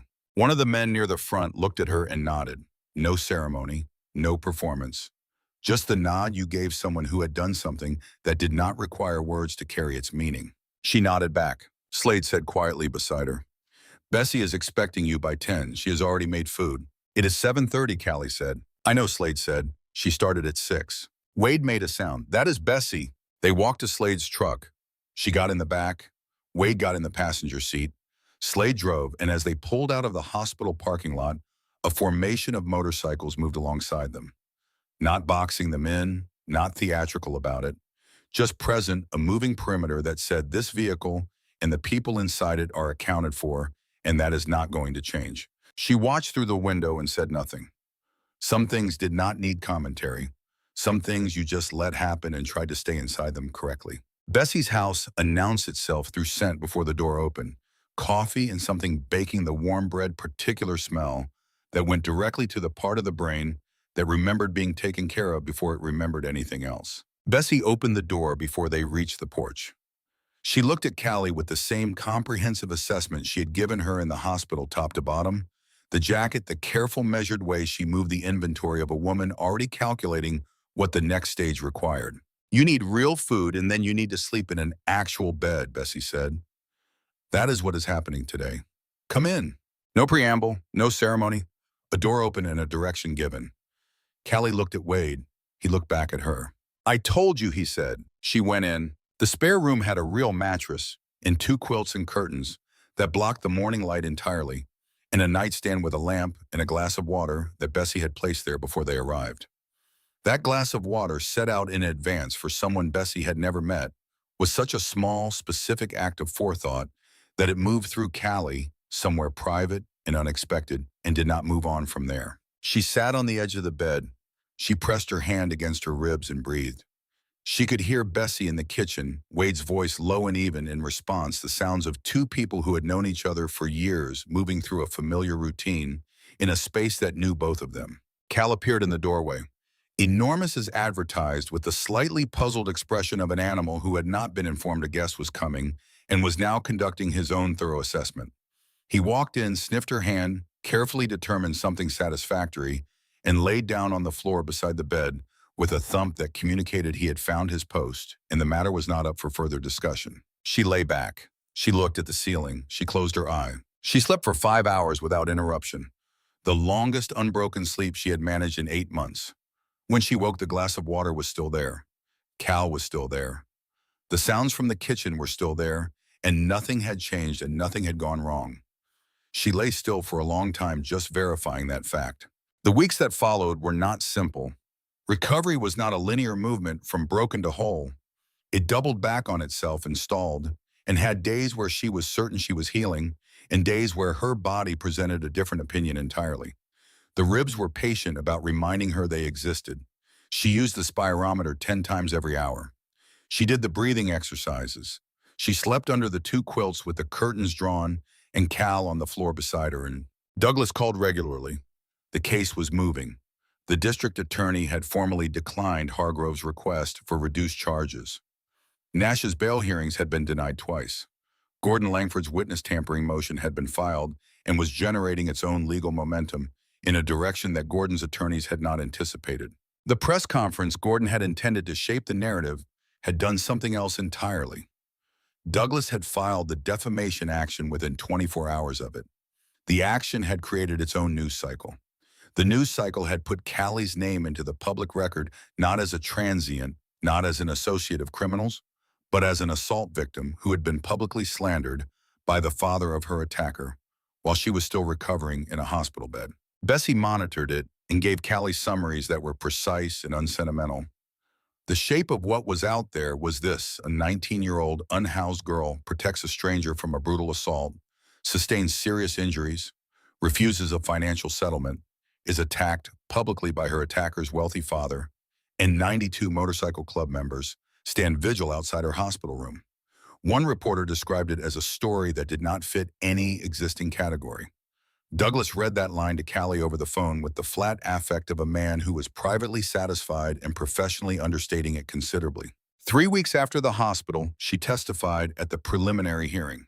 Douglas had prepared her for 6 hours across 2 sessions, not coaching her answers but mapping the terrain she was going to walk through, the way Hargrove would construct his approach, the specific moves available to a lawyer who needed to manufacture doubt in a room where the footage, the corroborating defendant statements, and the camera evidence left very little room for doubt to live. She sat in the witness chair. She looked at where the jury would be when the real trial came. She looked at it and rehearsed looking at it. Hargrove questioned her for 30 minutes. He tried the housing history angle. She answered it directly. Yes, 8 months unhoused. No fixed address at the time of the incident. No prior relationship with Wade Flynn. No connection to any motorcycle club of any kind. He tried the angle that she had inserted herself into a conflict that did not involve her. So she said yes, that was accurate, and that she had done it because a man was being beaten by 3 men, and she had decided she was not going to watch that happen. He asked why she had not called for help. She said she did not have a phone. He asked why she had not gone to the diner to get help. She said she would have had to leave Wade to do that, and she had not been willing to leave Wade. Hargrove let that sit. The judge's face gave him nothing useful, and he moved on. Then Hargrove tried the angle Douglas had specifically warned her about, the one designed to be a weapon. Ms. Briggs, Hargrove said, you testified that you understood in real time the nature of the injury you were sustaining, that you recognized the sensation of a rib fracturing. Is that correct? Yes. And you had medical training prior to the night in question. 8 months of CNA coursework, she said. So you had sufficient medical knowledge to understand the physical risk you were accepting when you made the choice to stay. She looked at him steadily. She could see exactly what he was constructing. A picture of a young woman with enough medical knowledge to fully understand what she was doing And doing it anyway, implying calculation, implying deliberate placement. Yes, she said, I understood the risk. Hargrove nodded as if he had arrived somewhere useful. So you made a calculated decision. I made a decision, she said. Whether it was calculated depends on what you mean. I knew it was going to hurt. I knew I might sustain injury. She looked at him without blinking. I knew that if I left a man I had spoken to for an hour was going to be beaten alone in an alley in the dark. And I knew that was something I was not capable of doing. That is what I calculated. Hargrove started to move on. Douglas stood up. I want to return to the medical knowledge point, Your Honor. He looked at Callie. Ms. Briggs, your CNA coursework. Was it completed? No, she said. I left Tucson after 8 months. Why did you leave? She paused. Because the circumstances at home made continuing impossible. So you had partial medical training, Douglas said. Enough to understand injury mechanisms. Enough to recognize in real time when something serious was happening to your own body. And knowing that you stayed. You did not stay because you failed to understand what was happening to you. You stayed because you understood it completely and made the choice anyway. He looked at the judge. That is not recklessness, he said. That is the highest form of deliberate courage. And no framing of it as calculation changes what it fundamentally was. The preliminary hearing established the case for trial. Douglas called her that evening. We are going to trial, he said. We are going to win. She said, okay. He said, you did well today. She said, thank you. He said, get some sleep, and hung up. She put the phone down, and Cal put his enormous head on her knee, and she sat with him in Bessie's living room and thought about the parking lot and whether, knowing everything she knew now, she would do it again. She would. That was the answer, and it had not changed across any amount of examination. Knowing the ribs, knowing the gray, knowing the months of recovery, knowing every specific cost. She would still have come out from behind that dumpster because the alternative was watching someone get hurt while she stayed safe in her invisibility. And that version of safe was one she now understood she could not live inside. Wade came for dinner twice a week. Bessie cooked for 8 people, whether 8 people were coming or not, and put the good bowls out when the occasion called for it. They sat at the table, Callie and Wade and Bessie, and sometimes Slade and sometimes other members of the Iron Covenant, whose names she learned gradually, who arrived and ate and talked and left without requiring her to be anything in particular or justify her continuing presence at the table. She began to understand what Wade had meant about family, not the idea of it, the actual texture, the way it accumulated in small, repeated, ordinary moments and did not require anything dramatic to be real. 3 weeks before trial, Slade came to the house alone. He sat at Bessie's kitchen table with his coffee cup and put a folder on the table. The club has a scholarship fund, Slade said. 12 years running now. Kids of members, kids of associates, people we decide belong in the consideration. It covers tuition, books, and housing. It is not alone. She looked at the folder. There is a community college 15 minutes from here, he said. Strong nursing program, strong trades programs. Douglas has also identified a victim compensation fund through the state that covers your medical bills in full and provides a monthly stipend through the duration of trial proceedings. She looked at the table. There is one more thing, Slade said. He looked at her directly. Wade has been talking to the club about something for several weeks. He kept finding reasons not to say it himself. So I am going to lay the foundation and let him fill in the rest. He does not have children. He has been in this club for 35 years, and he has brothers and he has people, but he does not have family, in the specific way you are thinking of when you use that word. And he has been talking carefully without making promises he was not certain he could keep about what it would mean to have someone around. Not as a project, as someone who belongs. She looked at the table. She pressed her hand flat against its surface and felt the solid reality of it under her palm. He is going to say something he does not know how to say, she said. Almost certainly, Slade agreed. And I am not going to know what to do with it, she said. You do not need to know what to do with it, Slade said. You just need to let it be true. She nodded. She looked at the folder. She thought about the community college 15 minutes away and what it would mean to walk into a building and be a student with her name on a roster, with a reason to be there that did not depend on staying invisible. Okay, she said. Okay, he said. Wade came for dinner that Friday. Bessie made chili and cornbread and set the good bowls out without comment. They ate. Bessie talked about her sister in Flagstaff. Cal positioned himself between the table and the kitchen in the optimistic geometry of a dog who understood where food was likely to travel. After dinner, Bessie found something to do in another part of the house that took exactly the amount of time it needed to. Wade and Callie sat at the table with their coffee. He turned his cup in his hands. She waited. She had learned by now that he worked through things at his own speed, and rushing it only created a different version of the conversation than the one that needed to happen. "Slade talked to you," he said. "Yes, I told him not to get ahead of it. He told me that too." Wade looked at his cup. She understood she was watching a man who had ridden hard roads for more than 40 years working right now to say something that was not technically complicated, but was personally the largest thing he had said in a very long time. She did not rush him. "I have a room," he said. "At my place, not much to it. The window looks out at the neighbor's fence. The closet door sticks.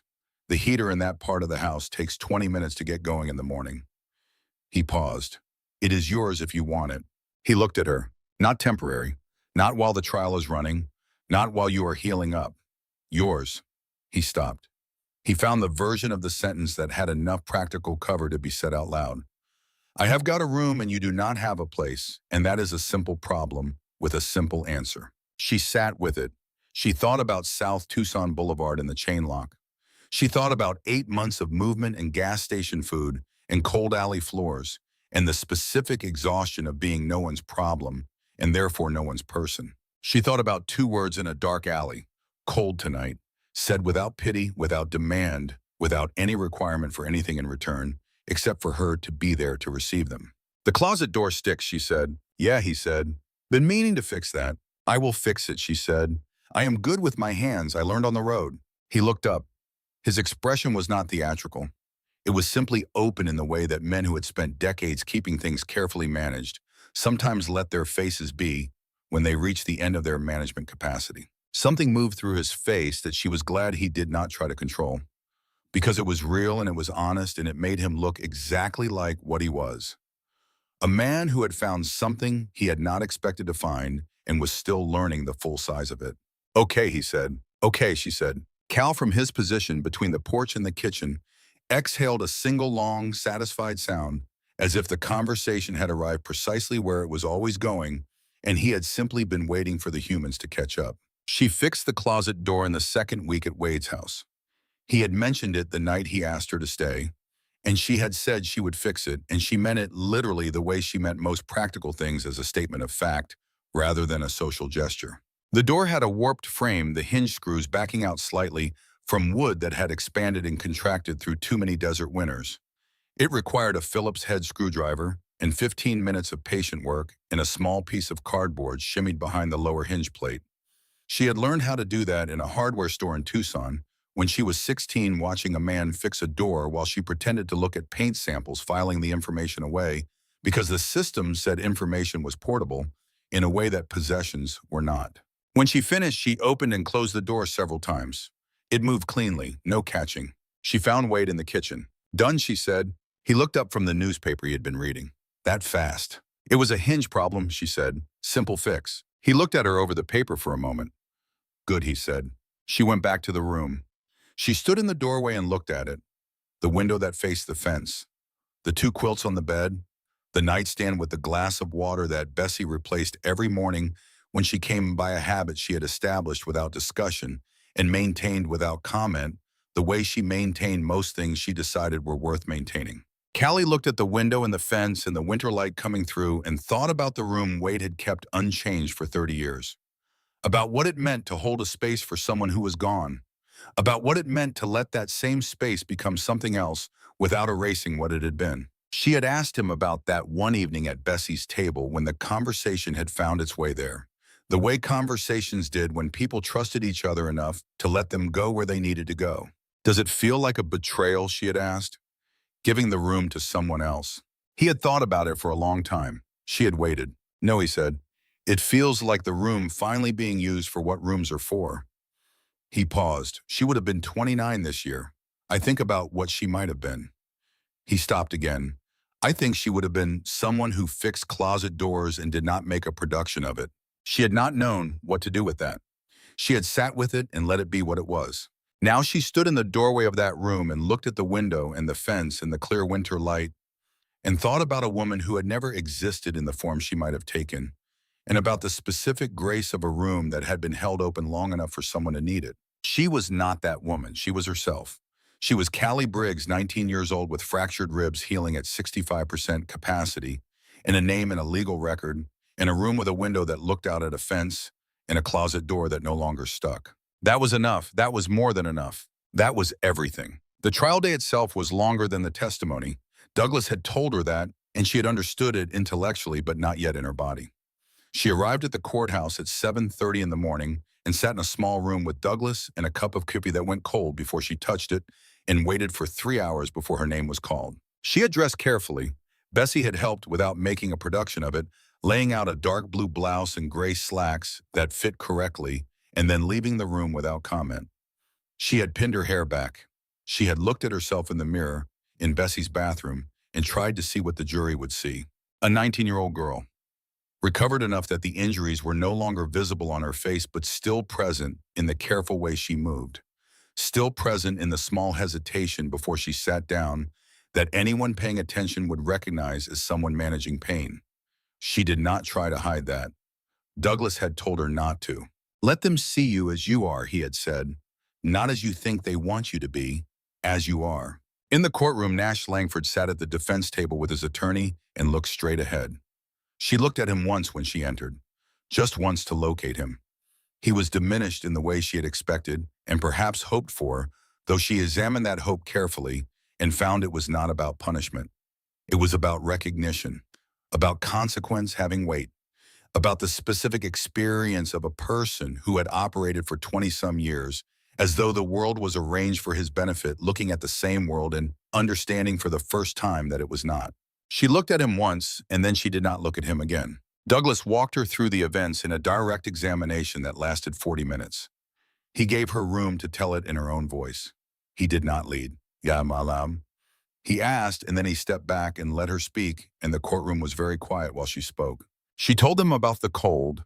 She told them about the sound of the motorcycle. She told them about turkey melt and coffee and a jacket from a saddlebag. She told them about coming out from behind the dumpster. She told them about the rib giving way. She told them she did not know who Wade Flynn was when she made her decision. She told them she would have done the same thing for anyone. A woman on the jury was crying before she finished. Callie noticed it and then did not look at it because the woman's grief was the woman's own and did not belong in Callie's testimony. Hargrove's cross-examination lasted 45 minutes and felt like less. He was a skilled attorney and he tried everything available to him and found that there was less available than he had expected. The camera footage had been played twice. Kyle Brandt's testimony had already established the sequence in a way that was specific and corroborated and did not have gaps. And Callie herself was, as Douglas had said, she would be the part of the case that did not have a clean legal angle. There was no way to attack her without the attack itself becoming evidence of something. When it was over, Douglas shook her hand in the hallway outside the courtroom. Good, he said. That is all. She nodded. She understood. The wait for the jury was the hardest part. 7 hours. She spent them in Bessie's living room with Cal on the floor, and Bessie moving efficiently through the kitchen, making things that did not need to be made, and Wade in the chair he had claimed as his since the hospital drinking coffee, and occasionally saying something small and practical. The weather, the condition of the road they had taken coming down from the north, a hardware store in Williams that had closed last spring. She understood what he was doing, filling the air with the ordinary so that the extraordinary had somewhere to rest against. When Douglas called, she was sitting on the back step of Bessie's house, with her face turned toward the last of the afternoon light. She heard the phone ring inside. She heard Bessie answer, but she heard the quality of the silence that followed. Then Bessie came to the door and said, "Come inside." She went inside. Wade was standing. He looked at her with the expression she had learned to read as the maximum version of what his face allowed, which was not small. "Guilty," he said. "All counts." She stood in Bessie's kitchen and breathed both sides of her lungs and said nothing for a long moment. Then she said, "Okay." Then she sat down at the table and Cal put his head on her knee and she put her hand on his enormous head. And they stayed like that for a while, the two of them in the kitchen that smelled like coffee and something baking, while the light outside the windows did what November light did in the desert, which was go slowly and then all at once. The trial began 8 weeks later. Douglas Dalton in a courtroom was a different instrument than Douglas Dalton in a hospital room. Sharper, faster, with the precise economy of a man who had spent 28 years learning exactly where to place each word for maximum structural effect. He opened the prosecution's case in 11 minutes. By the end of those 11 minutes, the jury understood three things with complete clarity: what Nash Langford had done, who Callie Briggs was, and why those two facts together constituted something that did not have an innocent explanation available to it. Hargrove tried. She gave him genuine credit for the effort. He tried the housing history angle, and Douglas redirected to the state ID issued within hours of the incident and the legal address of record established before the sun came up the morning after the attack. He tried the gang affiliation angle, and Douglas played her recorded statement to Detective Cobb given before she had any full knowledge of what Wade's patch meant, demonstrating that her account had never changed by a syllable across any telling of it. He tried the mutual confrontation angle, and Douglas played the security camera footage and let it run without commentary twice and then sat down. Kyle Brandt testified for the prosecution. He was pale and specific on the stand and did not look at Nash once during the entirety of his testimony. He confirmed every element of the confrontation in sequence. He confirmed who had initiated contact. He confirmed the keys across the gas tank. He confirmed the escalation. Douglas asked him why he was cooperating. Kyle said in a voice that was quiet and not entirely steady, because she did not do anything. She was just there. She had nothing to do with any of it. She just tried to help someone, and we heard her for it. There was no sound anywhere in the courtroom when he finished that sentence. Callie testified on a Thursday. She sat in the witness chair, and she looked at the jury. 12 people pulled from their ordinary lives to sit in this room and decide something. She looked at them, and she told them what had happened. She did not perform emotion. She did not shape the truth into something more manageable than what it actually was. She told it from the beginning. The diner, the cold, the motorcycle sound, the turkey melt, the jacket, the truck coming in fast, the confrontation. The moment she came out from behind the dumpster, the rib giving way, the second kick. She told them she had not known anything about the Iron Covenant MC when she made her choice. She told them she would have done the same thing for anyone in that position. She believed that when she said it. She had examined it many times across the months of recovery, and it remained true each time she looked at it. She would have done the same thing for anyone. Because the only rule she had ever been able to trust, the one that had held across 8 months of towns and alley floors and gas station nights, was that some things were wrong, and you either looked away from them or you did not, and she had not been able to look away. That was the whole of it. Hargrove cross-examined her for 45 minutes. He returned to the CNA knowledge angle. He built his question carefully, suggesting again that her decision had been premeditated, calculated, that she had known exactly what she was accepting and accepted it for reasons that went beyond the simplicity of human instinct in a moment. She answered him exactly the way she had answered him at the preliminary hearing, with the same precision and the same refusal to let the framing stand. I stayed, she said, because leaving was something I could not do. I do not have a better explanation than that. You can call it calculation if you want to. I call it the only option I had that I could live with. Hargrove let the jury have it and moved on. The jury deliberated for 7 hours. Guilty on all counts: aggravated assault, assault with serious bodily injury, criminal damage to property. Nash Langford stood when the verdict was read. He was the color of someone who had spent weeks in the dark of his own expectations and emerged to find that the world had moved somewhere he had never once accounted for. She watched him receive it, the full weight of a consequence that was complete and real and had not been purchased away from him. She felt the specific satisfaction of a thing arriving exactly where it was supposed to arrive. Not revenge, not relief in any simple sense. Something more like the feeling of a room coming into proper alignment after years of the furniture being arranged wrong. He was sentenced 4 weeks later.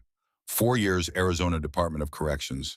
Douglas had pushed for the high end of the sentencing guidelines and received them. Kyle Brandt received 18 months suspended contingent on community service and behavioral probation. Nate received the same. Hargrove filed an appeal within the hour. Douglas told her about it over the phone with the measured satisfaction of a man who had built a case with no soft walls in it anywhere. He is going to find, Douglas said, that there is nowhere comfortable to appeal to. The civil matter involving Gordon Langford moved on its own separate track. The witness tampering evidence, the documented payment to Callie's mother, the press conference on record, the trajectory was not favorable to Gordon Langford, and his legal team appeared to understand that clearly. Douglas mentioned it with the small, precise smile she had learned to read as genuine private pleasure. Gordon Langford was required by the court to issue a formal public retraction and apology for the statements made at his press conference. He read it in a courtroom in Flagstaff 6 weeks after Nash's sentencing, in a voice that carried all the warmth of a man reciting a document he had not written by choice, but whose signature appeared at the bottom of it regardless. Douglas sat in the gallery and watched with the expression of a man whose professional satisfaction was complete. Callie was not there. She was in Kingman in Bessie's kitchen, watching it live on the phone the club had given her. Bessie sat beside her. Cal sat on her feet. Wade sat across the table with his coffee and said nothing when it was done, which was the correct and only necessary response. She looked at the ceiling. He read every word she said. Every word, Bessie confirmed. She looked at Wade. Good, she said. The day the sentence came down, Wade came to the door at 6 in the morning with his helmet under his arm and said, "You want a ride?" She looked at the helmet. She had been practicing for 2 months, had graduated from riding passenger to the second bike Slade had loaned her, was learning the open road the way she learned everything else that mattered, by doing it until her body knew it without having to think about it. "Yes," she said. They rode east into the desert. The cold November air came straight at them, and the highway opened up ahead, and the Black Mountains ran their long, steady line against the sky, and she let the miles happen. She had learned that the road required a particular kind of presence, not the presence of effort, but the presence of release. You could not think your way through a lean. You had to commit to it. He pulled over eventually at a wide spot on the highway, with nothing particular to recommend it, except the view west in the sky doing what desert skies did in late afternoon, which was everything available to light and color at once. He turned off the engine. "How are the ribs?" 60%, she said. "Maybe 65 on a good day. Good enough to fix the closet door." "I fixed the closet door 3 weeks ago," she said. He turned slightly and looked at her with the expression that was the closest he came to open warmth. Not the warmth that announced itself, the kind that simply stayed and never asked for anything back. "You did all right," he said. He meant the trial. He meant more than the trial, and she knew it. "I had good people," she said. "You had yourself," he said. "Do not walk away from that part. You came out from behind the dumpster. Nobody made you do that." She sat with it. The highway was empty. The sky was doing its best work of the day. "Wade," she said, "thank you." He waited to see if there was more. "For cold tonight," she said, for saying that instead of move along. He was quiet in the way she had learned was complete attention rather than absence. "Cold tonight was the easy part," he said. She leaned her head forward and rested it against his shoulder, carefully ribs making their accounting, and she looked at the mountains and she thought about everything. South Tucson Boulevard and the chain lock and the sound of the truck at 2 in the morning, and what that sound had meant and how she had learned to read it from 100 feet away. 8 months of towns and alley floors and the careful, calibrated practice of being no one's problem. The gas station hot dog and the $11.40 in the phone and dumpster and the motorcycle sound with its weight and its presence, and a man who had crouched 3 feet away from her in the dark and held out a paper bag and a coffee cup and said, "You like turkey," as if the answer actually mattered, as if she were someone whose preferences were worth checking. She thought about the rib giving way. She thought about staying anyway. She thought about 92 motorcycles outside a hospital in the dark. She thought about a glass of water on a nightstand set there in advance by someone who had decided that her arrival was worth preparing for. She felt the road under the bike and the cold against her face and the mountains holding their long, steady line against the horizon. She felt Wade's solidity under her hands. She felt the weight of the flannel jacket across her shoulders, the one that had been sitting in a saddlebag for 3 weeks waiting to be useful. She knew not, hoped not, wished, but knew with a certainty that did not require any verification, that when they turned around and rode back, she was riding back to something. A door. A room with a window that looked out at a neighbor's fence, and a closet that no longer stuck. A dog with opinions about television. A table where people ate and talked and did not require her to justify her presence in order to stay at it. A name and a legal record. A voice that had been heard in a courtroom and had been sufficient. A life that was not contingent on staying invisible. She was not invisible anymore. She was not the girl behind the dumpster counting change and waiting for the cold to ease. She was not a rumor moving through towns before anyone could form a clear picture of her. She was not the girl nobody had been looking for. She turned her head slightly and looked west at what the sky was doing. She had thought about what kind of nurse she might want to be, not the kind who managed patients from a professional distance, the kind who crouched exactly 3 feet away and asked the question that mattered, and then waited for the real answer without filling the silence prematurely. The kind who understood that the most important thing you could give another person was the experience of being genuinely seen. She had some experience now with how much that cost. She had considerable experience with what it was worth. She had 3 months before the spring semester began at the community college, 15 minutes from Bessie's house and Wade's house, and the room with the 2 quilts and the glass of during Cal on the floor. 3 months to get her ribs to something closer to full capacity. 3 months to learn the open road properly, to let her body know the lean without having to think about it first. 3 months before she walked into a building and sat down in a chair and put her name on a roster as a student who intended to be there, who had a reason to be there, who was not going anywhere. She had thought about that image many times, her name on the roster, not provisional, not contingent on staying small enough that no one noticed. Just her name, just there, as a fact. On the first day of the spring semester, she walked into the building and found the classroom and took a seat in the third row. The instructor was writing on the board. Other students were filing in and taking seats. She set her notebook on the desk and looked at the window and breathed both sides of her lungs the way the doctor had told her to keep doing for the rest of her life. The door opened. A woman came in mid-20s with the careful, measured way of moving that Callie recognized not as a physical imitation, but as a built habit. The habit of someone who had spent significant time trying not to occupy more space than absolutely necessary. The woman looked for a seat. She found the 1-2 desks over from Callie. She sat down. She looked at Callie, not the kind of look that required anything, just the look of someone recognizing something in another person without yet having a word for what they were recognizing. Callie looked back. She did not know yet that this woman had been in Flagstaff 18 months ago. She did not know that this woman had a check in a bank account that had required her silence in exchange for it, and that the silence had cost her in ways the check could not begin to address. She did not know that this woman had been following the news about Nash Langford's conviction with a feeling she had not known how to name until she saw the name of the girl who had refused to settle and had testified and had won. She would find all of that out, not today, but soon, because some things move toward each other without requiring anyone to arrange them. For now, they just looked at each other across 2 desks in a classroom in Kingman, Arizona, on a February morning with the desert sun coming clean through the windows, and something passed between them that did not need language to carry its meaning. The instructor calls the class to order. Callie opened her notebook. She wrote her name at the top of the first page. Not a rumor, not a ghost, not the girl nobody had been looking for. Callie Briggs, present.